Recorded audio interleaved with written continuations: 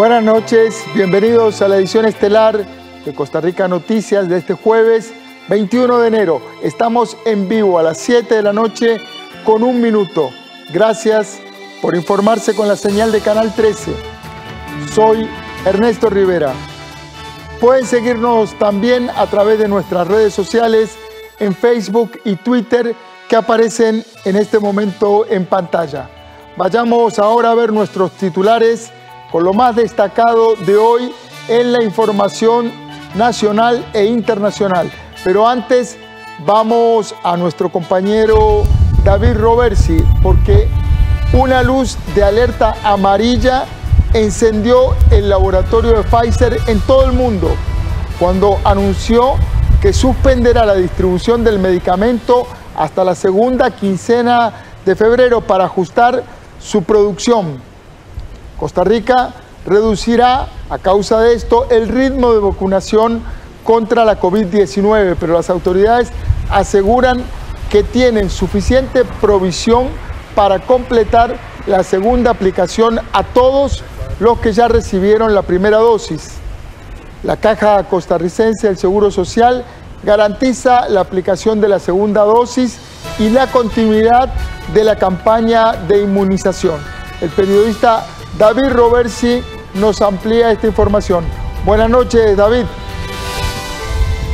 Buenas noches, Ernesto, y a todos los que nos siguen en la pantalla de Canal 13 y también a través de Costa Rica Radio. Como usted lo dice, hoy el Ministerio de Salud en horas de la tarde convocó a una conferencia de prensa de última hora donde dio a conocer esta decisión de la empresa Pfizer, que asegura que va a estar analizando lo que es el recorrido o lo que son las entregas de las vacunas en todos los países a los que está distribuyendo. Eso sí, Costa Rica es uno de estos y realmente llamó la atención de propios extraños. En los últimos días se venía manejando ya la situación de que en el hospital de Alajuela habían terminado las vacunas, también en el hospital de Liberia, hoy en el hospital de Heredia sucedía lo mismo y que muchos funcionarios todavía no habían podido ser vacunados. Pero como usted lo dice, el ministro de Salud también, Daniel Salas, aseguró que quien ya tuvo la primera dosis en esta vacunación también tiene asegurada la segunda sin ningún tipo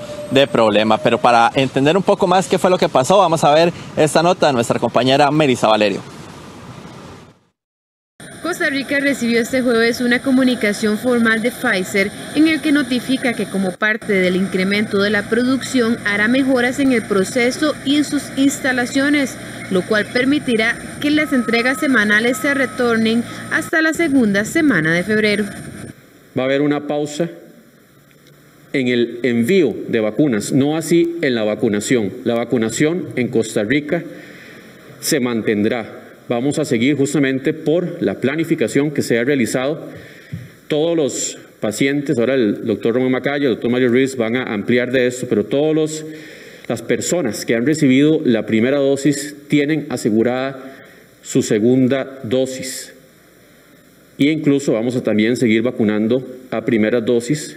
En estas semanas que vienen, como no van a haber entregas, obviamente va a disminuir porque no va a haber un avance de proyección de las entregas de vacunas que nos permita programar una vacunación más agresiva en estas semanas.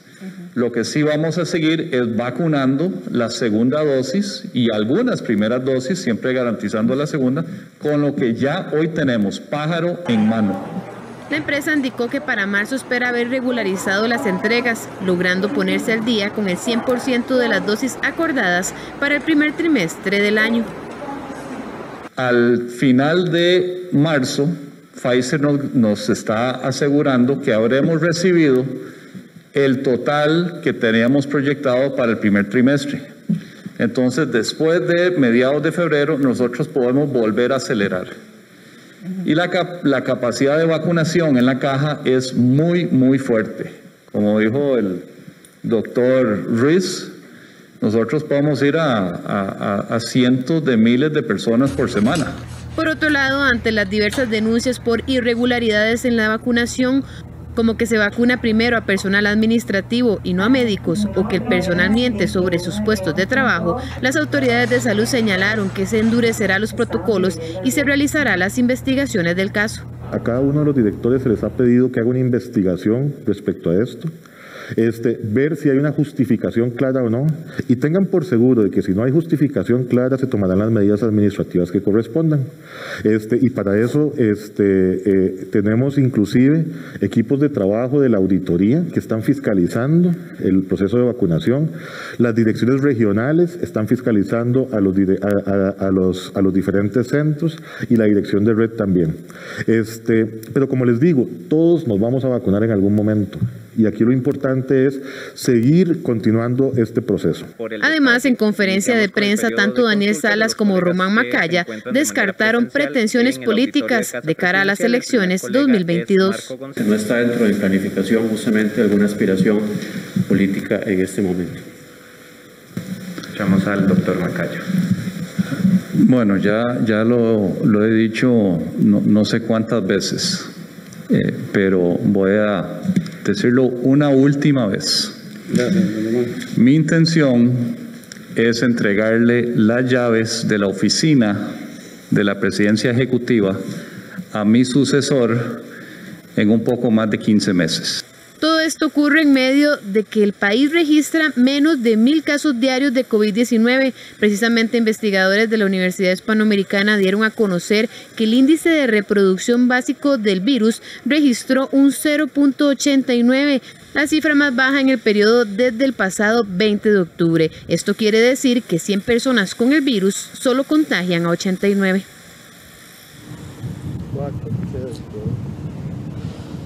Durante esta conferencia de prensa también el ministro de Salud, Daniel Salas, indicó que pues no existe un plan B, que la empresa Pfizer es lo que ahorita está pues siendo utilizado por Costa Rica y que no hay un plan B ante esta situación que se está presentando, que está pasando en todo el mundo.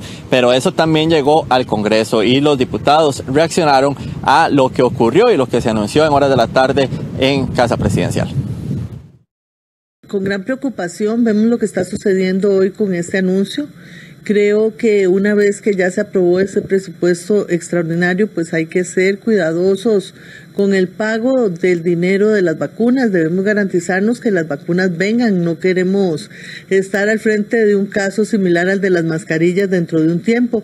Creo sumamente importante también la definición de quiénes van a ser la prioridad de vacunación en este momento, que se fundamenten en estudios científicos, en los estudios que nos dan con claridad cuáles son los sectores más vulnerables y cuáles son los que necesitan más de esta vacuna con urgencia. Y sobre todo, considero que el gobierno debe ser claro, transparente y darnos una respuesta de cómo va a ser ahora el pago con el anuncio de este retraso en la entrega de vacunas. Pero ahora, ¿qué es lo que pasa?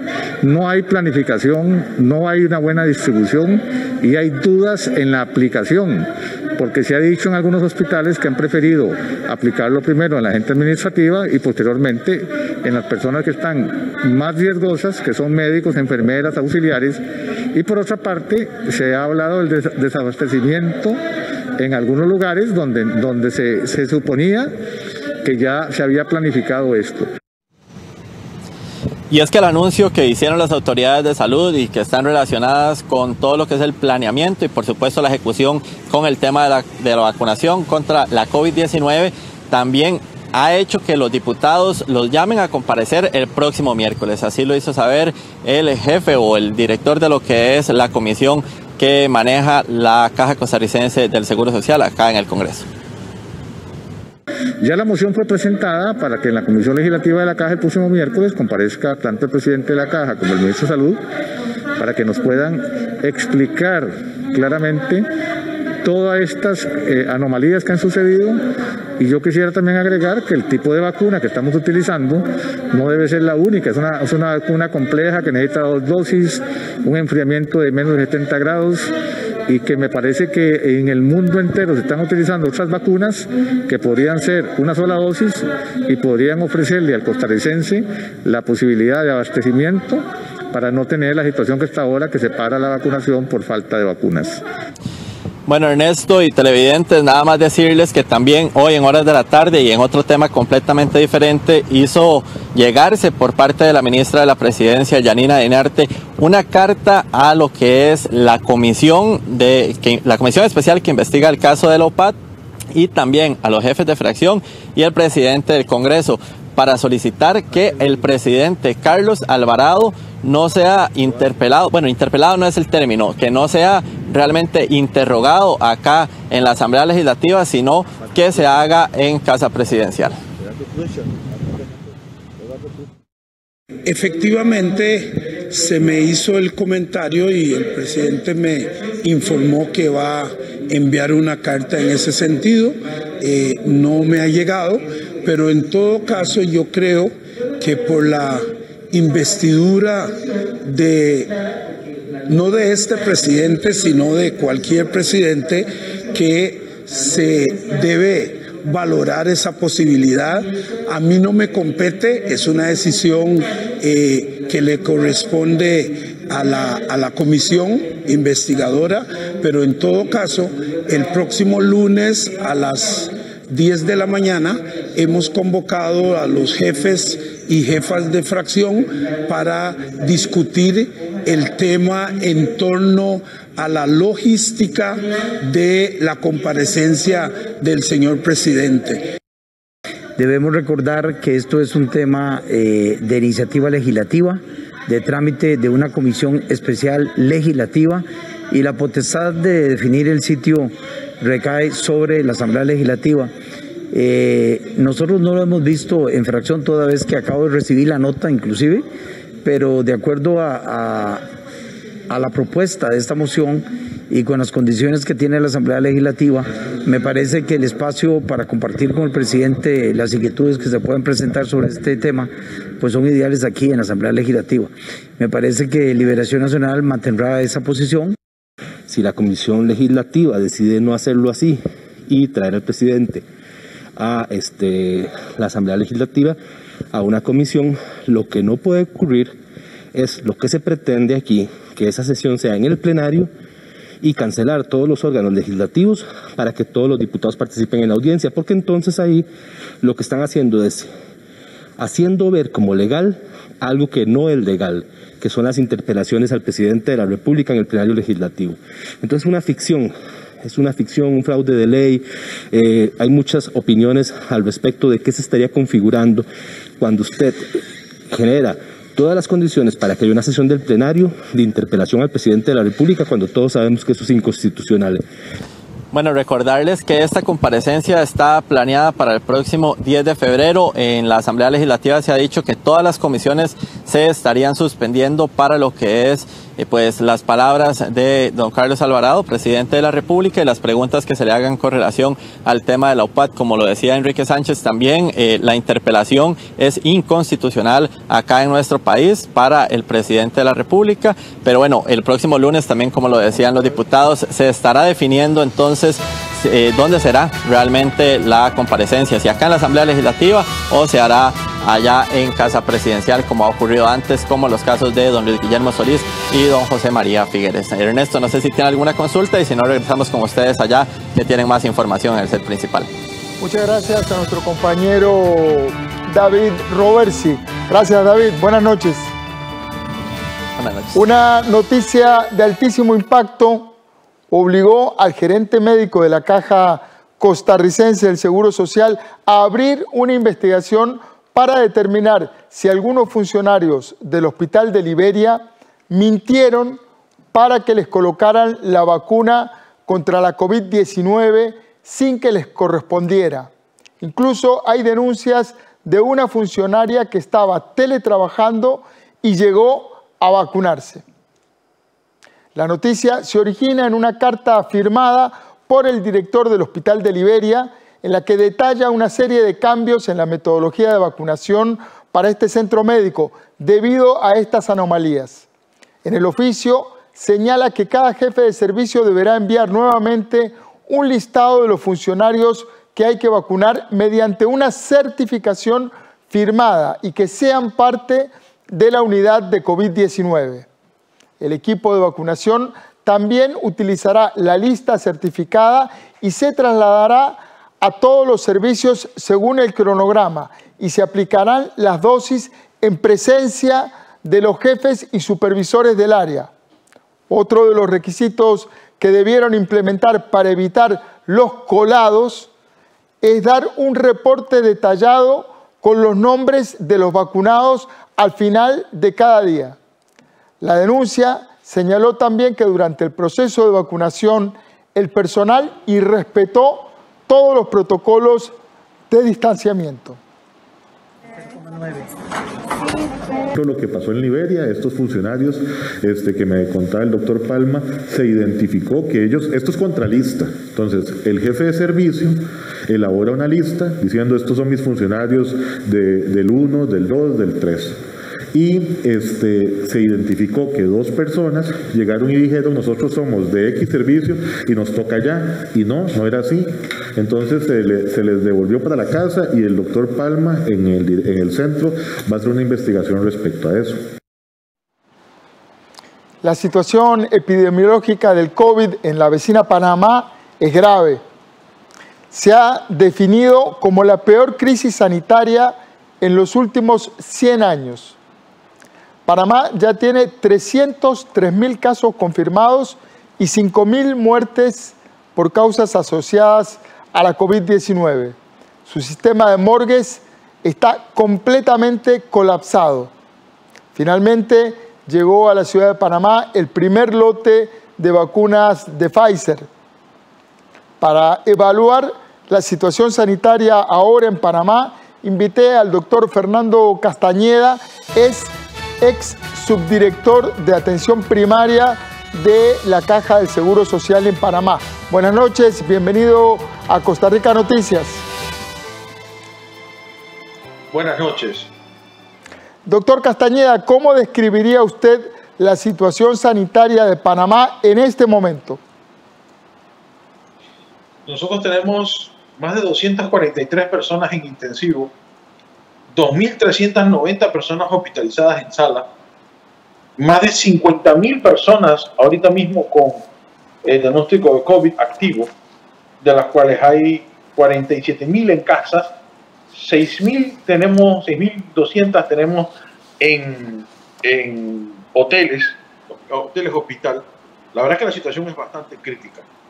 En este momento podemos decir de que se está pagando duramente la intromisión de la política en el área de la salud, porque no se ha escuchado a los gremios que han tratado de reenfocar políticas erradas que grupos presuntamente técnicos han orientado al gobierno, pero en realidad los que más peso han tenido son exministros y ciudadanos cercanos al gobierno que dan un matiz no técnico, sino político al manejo de la pandemia. Y estamos viviendo ese problema. Estamos viviendo errores en la vacunación, estamos viviendo errores en el manejo y hay cosas buenas, pero ojalá Costa Rica siga haciendo las cosas mejor que nosotros, porque es lamentable cuando se tiene más de 5.000 compatriotas fallecidos. Doctor Castañeda, una de las noticias más alarmantes es el agotamiento de la capacidad en las morgues. ¿Por qué se saturaron las morgues? ¿No se tomaron recaudos para reforzar la capacidad? ¿Faltó previsión de parte de las autoridades de salud? Nosotros teníamos desde antes de la pandemia un colapso en el sistema sanitario. Hay un abandono en los últimos decenios del área de la salud, porque se ha estado presionando para ir hacia modelos privatizadores, unificados y demás, muy distinto a lo que hicieron en Costa Rica, que quizás les ha funcionado mejor, creo que en Uruguay también. Estamos hablando de un sistema que ha tratado de enfocarse más en hacer negocios y política, en hacer un gran botín. La institución que tiene más del 80% de la atención, en este caso de los pacientes asegurados, que es la Caja de Seguro Social panameña, se ha desenfocado, por decirlo así, las altas gerencias y se han olvidado de la inversión. En el caso de las morgues, en efecto, ya estaban pequeñas desde antes de la pandemia en todas las provincias de nuestra división territorial y en la ciudad capital. Ya había problemas, así que esto simplemente hizo explosión, hizo mayor dificultad. Entiendo de que estaban gestionando contenedores refrigerados, alquilar contenedores refrigerados. ¿Sabe usted si esa gestión ya avanzó? ¿Si hay posibilidad de contener el hacinamiento de los cadáveres? Acuérdense que hay una circunstancia adicional a la capacidad de tener en refrigeración los cadáveres. Está la capacidad económica de la población, la cual tiene un 25% mayor de desempleo a lo que teníamos antes.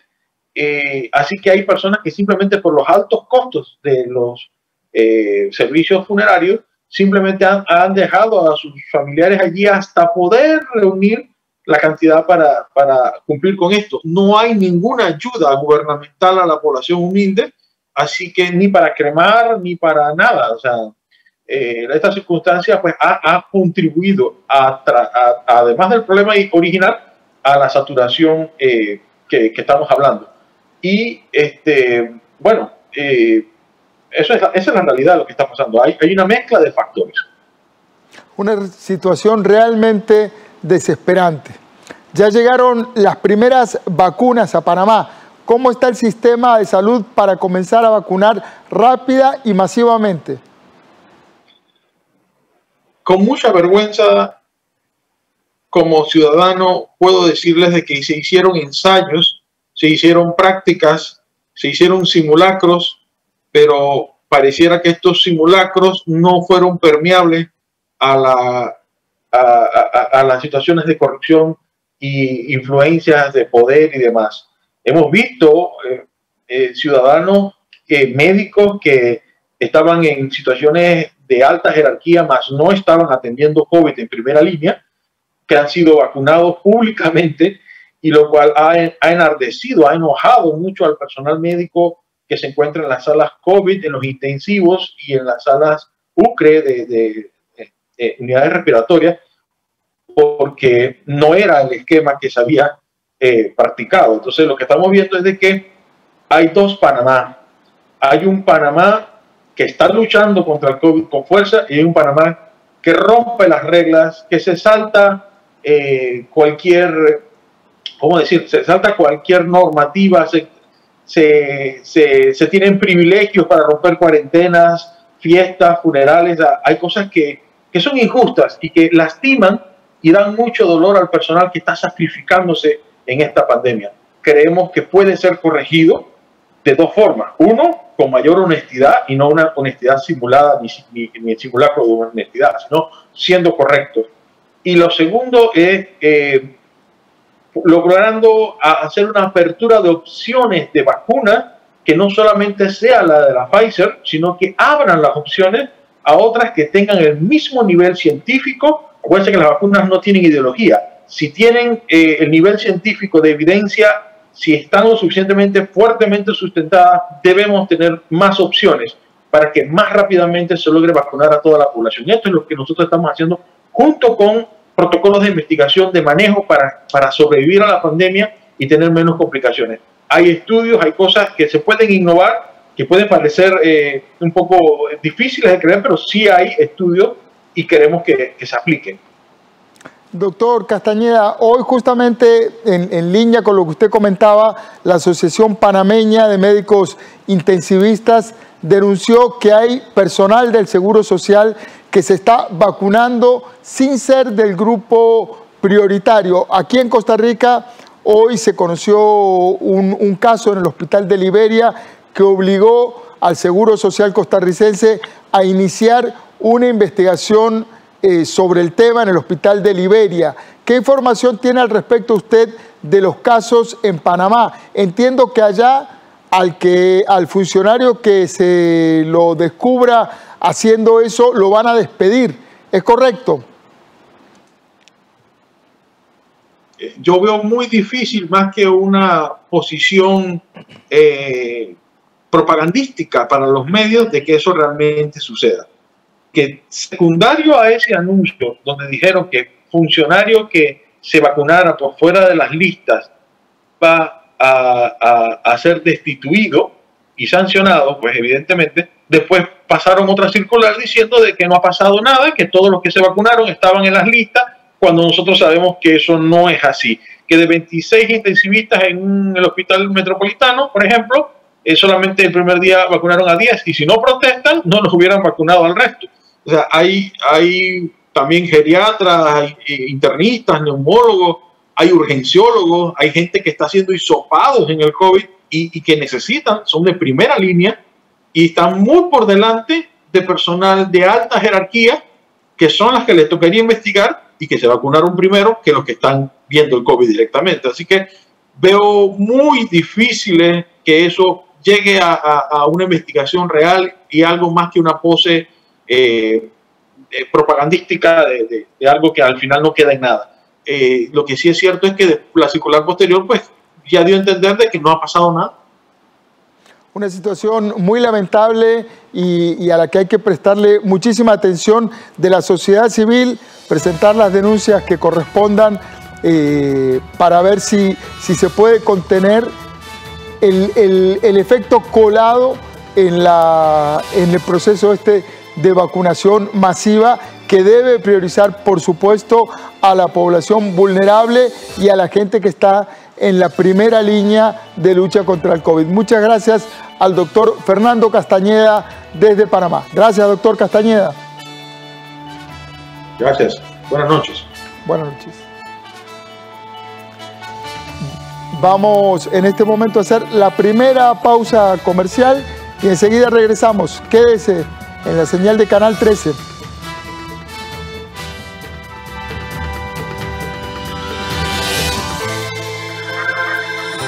El Poder Judicial requiere de más de 25.000 millones de colones adicionales en su presupuesto para poder aplicar 7 leyes que se aprobaron sin contenido presupuestario.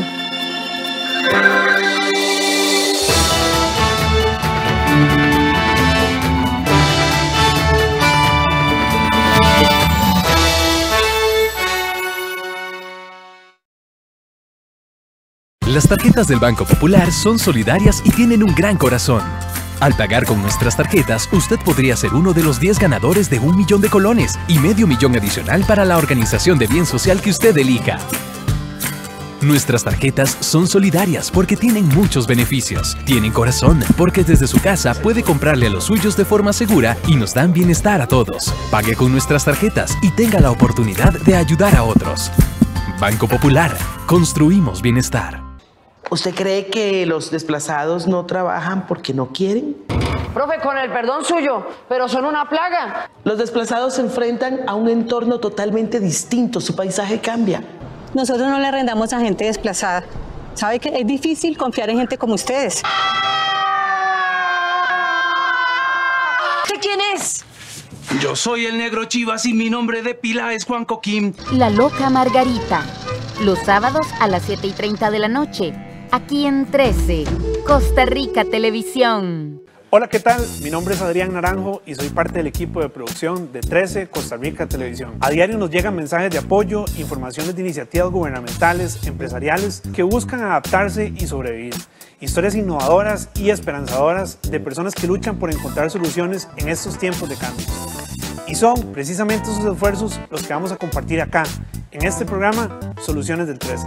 Martes y viernes, inmediatamente después de la conferencia de prensa de actualización sobre el coronavirus. Los demás días a la 1 de la tarde, aquí en 13, Costa Rica Televisión. Me lavo las manos con agua y jabón, con agua y jabón, con agua y jabón. Porque la limpieza dice mi mamá que es una belleza y salud nos da. Por arriba, por abajo y entre los deditos. Me lavo las uñas y las muñequitas. Por arriba, por abajo y entre los deditos. Con agua y jabón, con agua y jabón. Me lavo las manos con agua y jabón.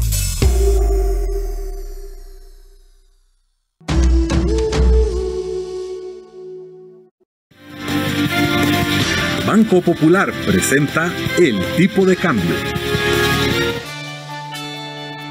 Y a las 7:30 de la noche vamos a ver la cotización de la divisa estadounidense. Para hoy, el precio del dólar en la compra, 606 colones con 50 céntimos. y el precio del dólar en la venta 613 colones con 69 centavos.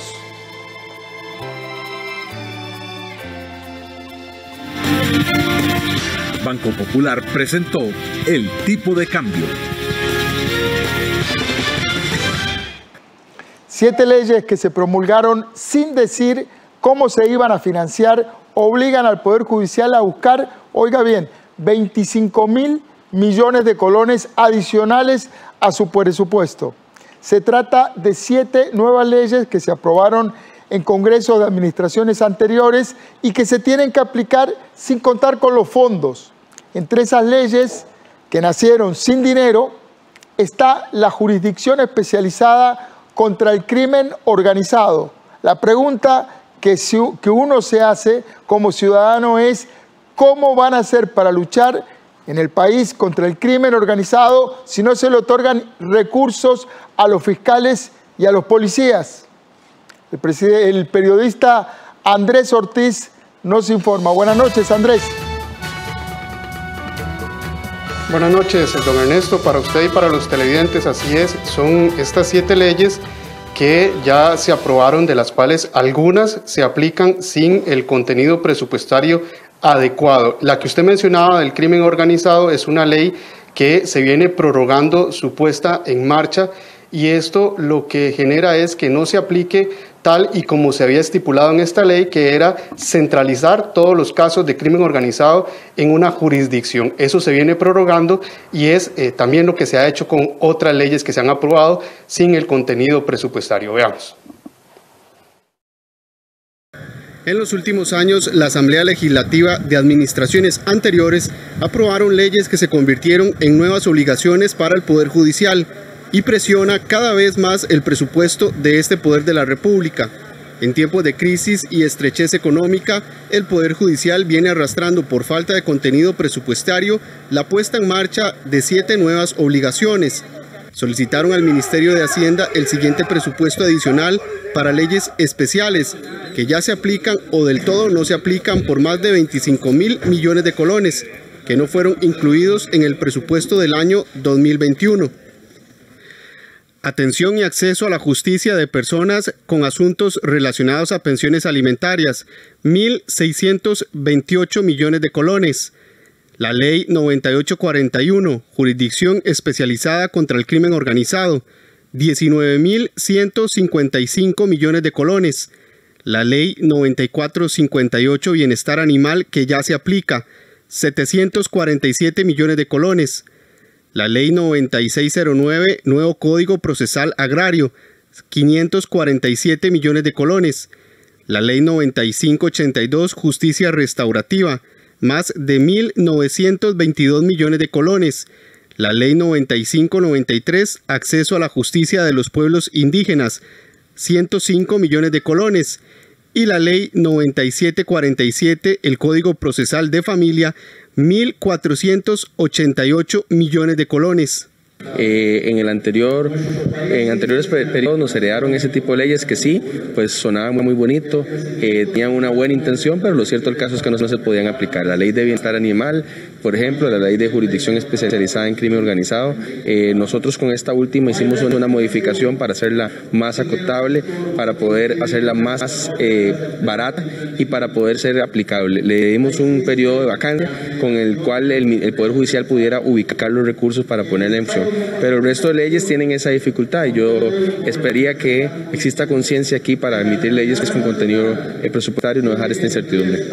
De acuerdo con la Oficina de Prensa del Poder Judicial, se solicitaron prórrogas ante la Asamblea Legislativa actual para retrasar la entrada de vigencia de algunas de ellas. Por ejemplo, en el caso de la Jurisdicción Especializada contra el Crimen Organizado, debía aplicarse en el año 2017, pero ahora será hasta que haya presupuesto. El nuevo Código de Familia tiene una vacancia aprobada por la Asamblea Legislativa para que comience a regir hasta el 1 de octubre del año 2022. El Código Agrario tiene prórroga aprobada en primer debate. El acceso a la justicia de pueblos indígenas, la Ley de Bienestar Animal y el acceso a la justicia restaurativa ya son leyes que se aplican, pero sin el presupuesto adecuado.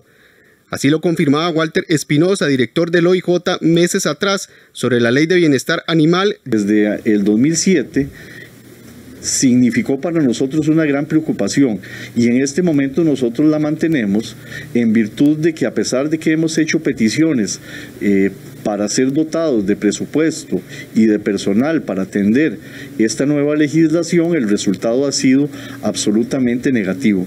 No hemos tenido aporte de ninguna naturaleza, ni en presupuesto, ni en personal, ni en medios, ni en infraestructura, ni en vehículos, en absolutamente nada. El problema no está en la norma, no está en la ley. No está en la ley. Hasta el momento no hemos encontrado una debilidad dentro de la ley. Como toda ley, se puede mejorar, se pueden agregar más delitos, ojalá ampliar las penas, pero no es debilidad. Aquí el problema que tenemos es básicamente desde el Poder Judicial, que tienen que dar, o sea, depende de ellos, ahí está la debilidad. En el caso de la Ley de Atención y Acceso a la Justicia de Personas con Asuntos Relacionados a Pensiones Alimentarias, aún no entra en vigencia.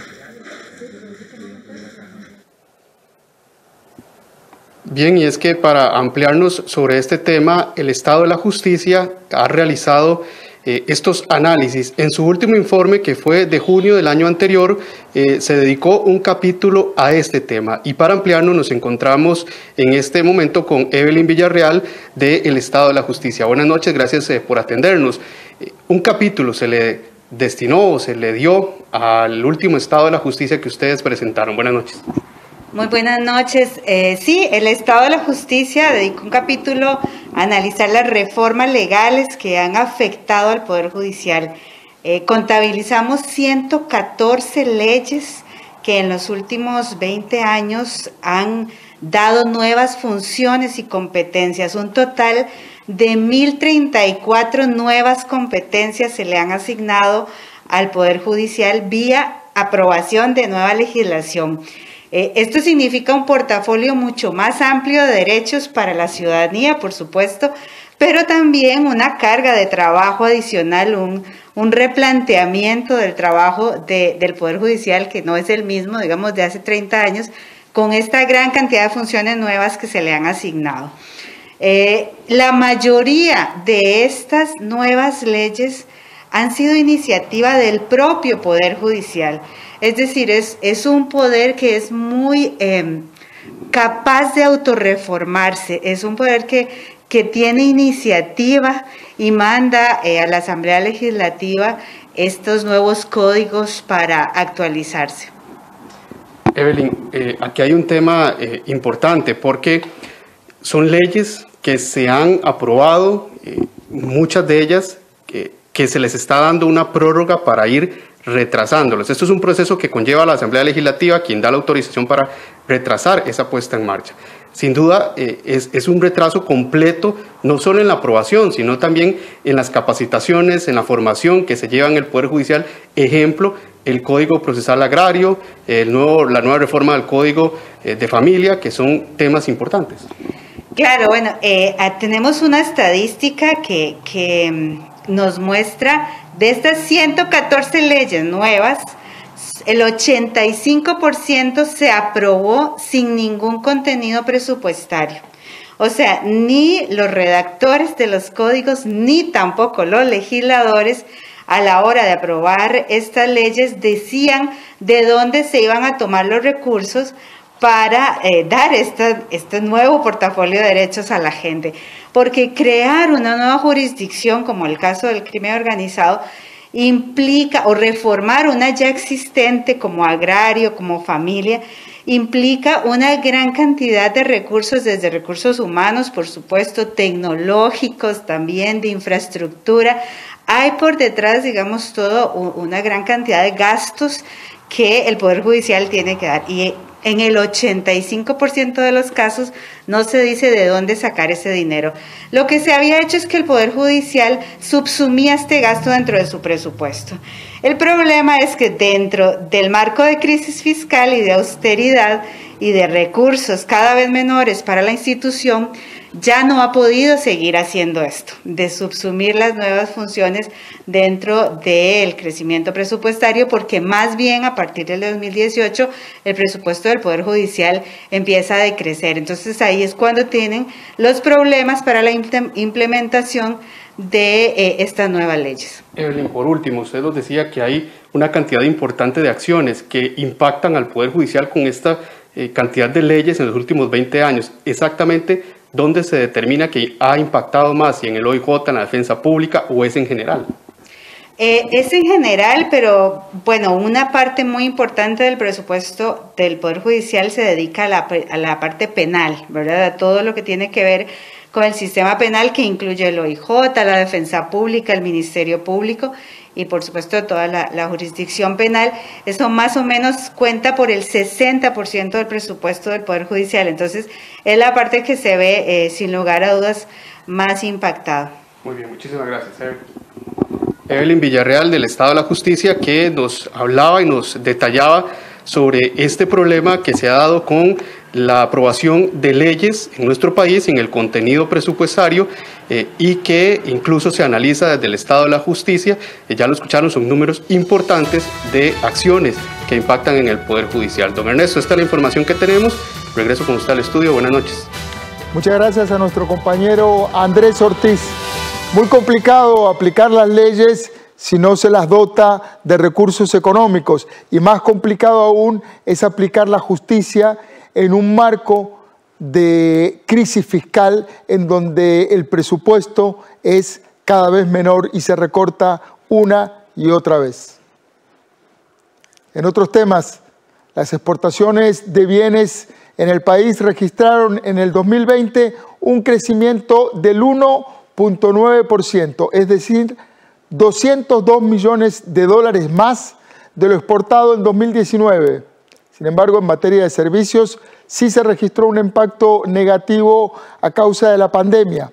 Una de las categorías más afectadas fue obviamente viajes y turismos. Ana Marta Arce estuvo reporteando este tema, se encuentra aquí en el estudio y nos va a dar más información. Buenas noches, Ana Marta, cuéntenos.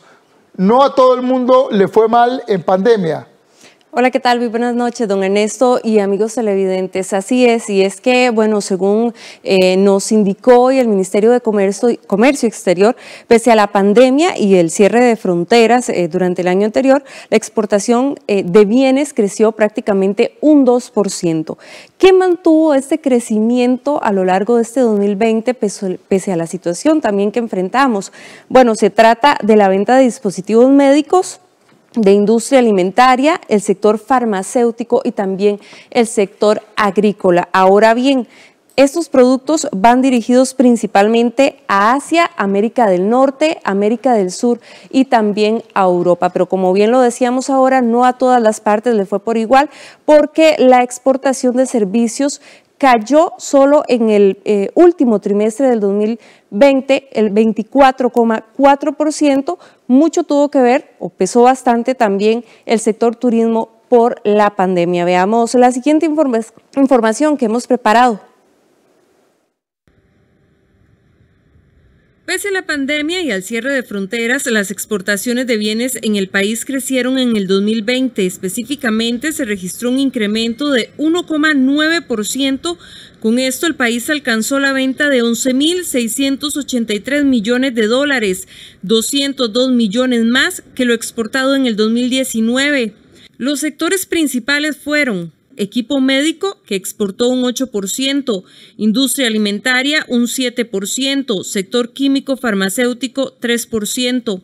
A nivel de mercados, las exportaciones de bienes tuvieron un desempeño positivo en Asia por mayores envíos de azúcar, agujas, catéteres y carne de cerdo. América del Norte por dispositivos médicos, aceite de palma y equipos de infusión y transfusión. En Europa por dispositivos médicos, banano y piña. Y en América del Sur por jarabes para bebidas y baterías. Sin embargo, Centroamérica cerró el año con una caída de 5% por menores envíos de envases de vidrio y abonos. La diversidad de nuestra oferta exportable fue la principal razón por la cual nuestras exportaciones crecieron, porque hubo crecimiento en dispositivos médicos, en el agro, en alimentos, que compensaron la caída en otros sectores como el de plantas, flores, follajes, caucho, industria metalmecánica, etc. En cuanto a las exportaciones de servicios, se dio una reducción de 24,4% en el último trimestre del 2020. El impacto se debe en mucho a la afectación que ha tenido turismo por la pandemia. A septiembre del año anterior, el sector exportó 5.367 millones de dólares, lo que equivale a 1.734 millones de dólares menos que en el mismo periodo del 2019. El sector exportador representa el 34% del Producto Interno Bruto y da empleo a más de 1 millón de personas. Es por ello que el Ministerio de Comercio Exterior celebra estas cifras, argumentando que ayuda a la imagen del país.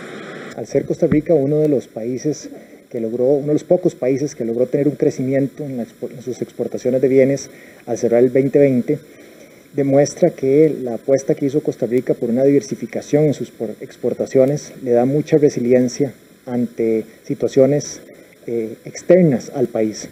En este caso vemos cómo Costa Rica, en el trabajo que se hizo en una articulación público-privada para mantener las fronteras abiertas y que las empresas que están instaladas en Costa Rica pudieran seguir exportando en medio de una situación muy compleja, realmente dio buenos resultados y nos permite posicionarnos como un lugar adecuado para hacer negocios, ¿verdad? Solo en el mes de diciembre del año anterior las exportaciones crecieron un 16%, un máximo histórico en los últimos 5 años, comportamiento que se espera continúe en el 2021. Según las proyecciones de la Organización Mundial del Comercio, las exportaciones de bienes en el mundo cerraría el 2020 con una caída del 9,2%. Sin embargo, vemos cómo Costa Rica logra revertir esta cifra por cifras positivas y generar un crecimiento de al menos 1,2%. El 2020, Ana Marta, fue la prueba de fuego para una estrategia en la que el país ha invertido mucho esfuerzo y mucha inteligencia, mucho coco se ha puesto ahí. Diversificar nuestra oferta exportadora. Era impensable que viniera una pandemia como la que vino y sin embargo haberle apostado a tener un clúster de servicios médicos, de exportación de productos médicos, nos sirvió para mantener la economía a flote. Incluso algunos productos tradicionales, hipertradicionales para Costa Rica, salieron muy bien parados, como el café y el banano. Diversificar, esa es la palabra, don Ernesto. Hoy en horas de la tarde nos decía el ministro de Comercio Exterior que esta fue la clave para poder generar un impacto positivo en las exportaciones de bienes. Vemos cómo los dispositivos médicos crecieron bastante también y el sector agrícola también tuvo un crecimiento de 2%, los dispositivos médicos un 8% y esta combinación hizo que Costa Rica pues generara un impacto positivo en exportaciones de bienes y por ende también que esto pueda repercutir en la imagen para este año y puedan lograr nuevas negociaciones. Y miles de empleos, así sinceramente. Nos vamos a una pausa comercial. Muchas gracias, Ana Marta Arce. Buenas noches. Buenas noches. La educación ante todo. Nos vamos ahora sí a una pausa comercial y enseguida regresamos.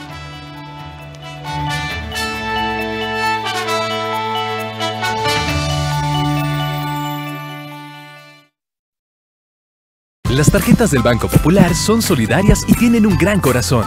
Al pagar con nuestras tarjetas, usted podría ser uno de los 10 ganadores de 1 millón de colones y medio millón adicional para la organización de bien social que usted elija. Nuestras tarjetas son solidarias porque tienen muchos beneficios. Tienen corazón porque desde su casa puede comprarle a los suyos de forma segura y nos dan bienestar a todos. Pague con nuestras tarjetas y tenga la oportunidad de ayudar a otros. Banco Popular. Construimos bienestar. Una pareja quienes desde niños forman una gran amistad en el Japón antiguo, pero el destino les llevará por diferentes caminos. Bunshido, una historia por el mes del amor, amistad y honestidad. Estreno el 6 de febrero, solo en 13, Costa Rica Televisión. La contaminación de los océanos es como prácticamente la pérdida de la casa de las tortugas. Cuando hablamos de tortugueros, hablamos de personas que están eliminando un recurso que está en peligro de extinción. Pero no nos damos cuenta que detrás de esas personas hay una realidad, a veces muy cruda, y donde realmente necesitan necesitan buscarse la vida. Economía creativa, 8:30 de la mañana, por 13, Costa Rica Televisión. Costa Rica Noticias Regional le trae información generada desde cada uno de los 82 cantones del país. Nuestra red colaborativa de medios regionales nos presenta la realidad que se vive en cada comunidad. Le invitamos a conocer los retos y las iniciativas de las distintas regiones de Costa Rica en este programa informativo. Martes y viernes, después de la conferencia de prensa de actualización sobre el coronavirus y soluciones del 13. Los demás días a la 1:30 de la tarde. Solo en 13. Costa Rica Televisión.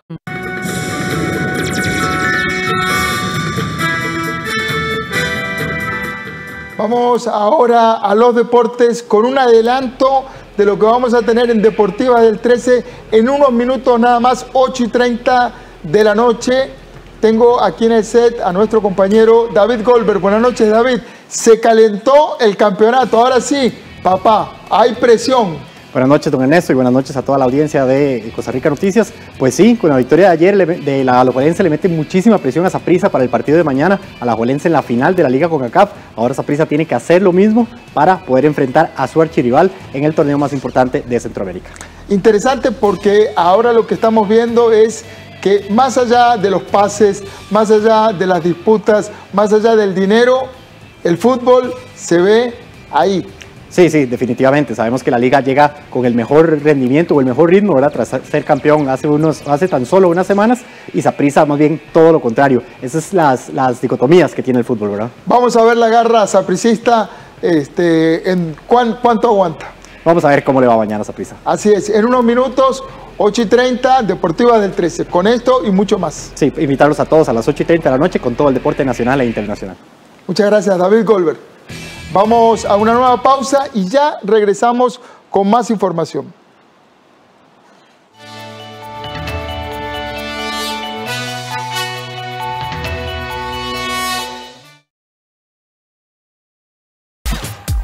Maestro París.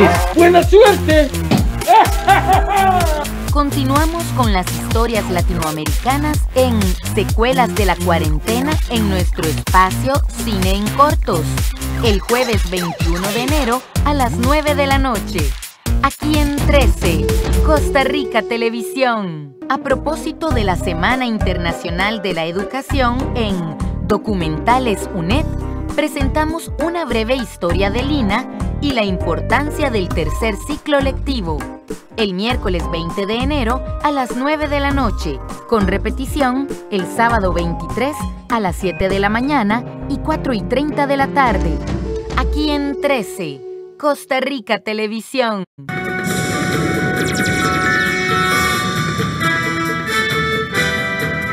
Y en las noticias del mundo, ¿cómo afectará a México la llegada de Joe Biden a la Casa Blanca? Podría hacerlo de una manera muy directa, teniendo en cuenta los profundos vínculos vecinales y sobre todo comerciales entre los dos países. ¿Cómo afectará a México la llegada de Joe Biden a la Casa Blanca? Podría hacerlo de forma muy directa, teniendo en cuenta los profundos vínculos vecinales y sobre todo comerciales entre los dos países. Por lo pronto, el peso mexicano celebró este miércoles la investidura del nuevo mandatario, alcanzando su nivel más alto frente al dólar de los últimos 10 meses.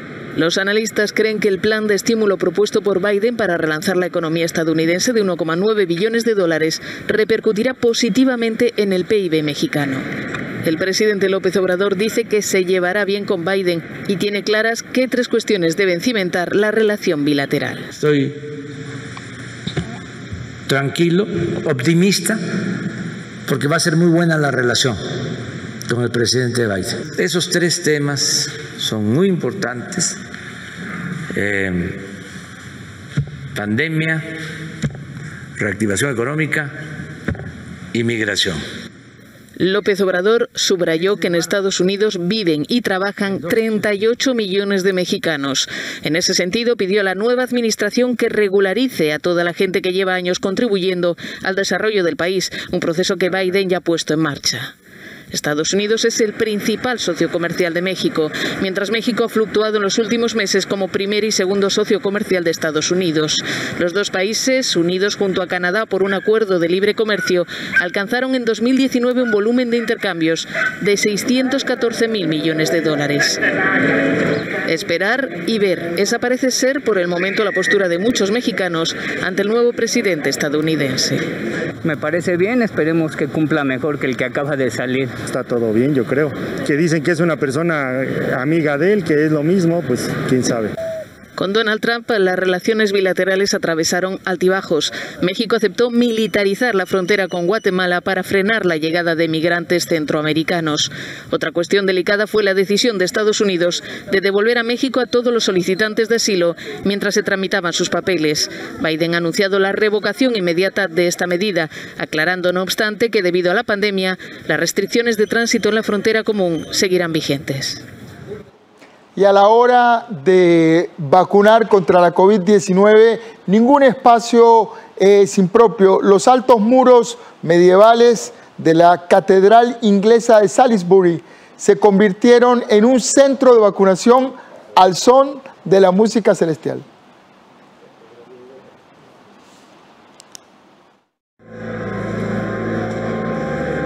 Arquitectura medieval, música de órgano y vacunas contra el COVID-19. La Catedral de Salisbury, al suroeste de Inglaterra, fue convertida desde esta semana en un centro de vacunación para enfrentar la pandemia. La estructura, que data de los siglos XIII y XIV, es una de las 3 catedrales británicas que participan en el mayor programa de inmunización en la historia del país. La catedral por 800 años ha estado aquí por 2 razones. Una es dar gloria a Dios y la otra es servir al pueblo de Dios. Ahora esta es la manera más efectiva en que podemos hacer ambas cosas.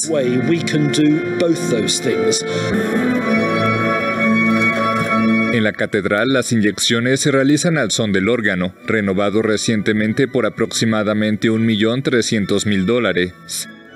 2 músicos se turnan a lo largo del día para interpretar obras de Bach, Dvorak o Ralph Vaughan Williams. Me siento afortunada. Estoy segura de que hay muchas personas que no pueden hacerlo, pero yo la tengo y me siento muy feliz.